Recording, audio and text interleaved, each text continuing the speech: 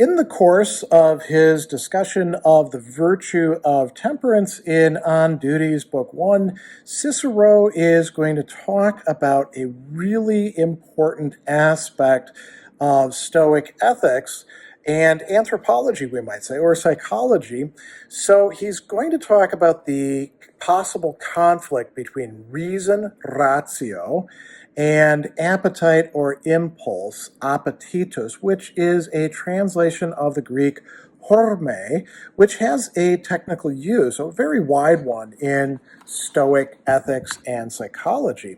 So in chapter 28, he's going to tell us that there are two forces of the spirit or mind. There's appetite, which drags or draws, rapit in Latin, the person. And then there's reason, which teaches and explains what should be done and what should be avoided, and reason should be given the priority, and appetite or impulse should comply with it. In chapter 29, he's going to say that the appetites should be made to obey reason, because what happens when they don't?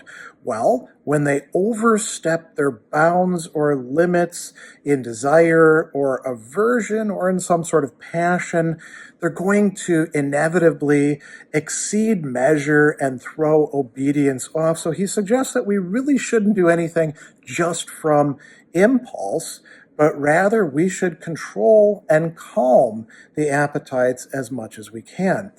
A bit later in chapter 36, he's going to say that movements of minds, once again, are twofold, but this time he's going to talk about thoughts, which is cogitationes, and then appetites. And he says thought is turned towards seeking truth. Appetite drives us to acting.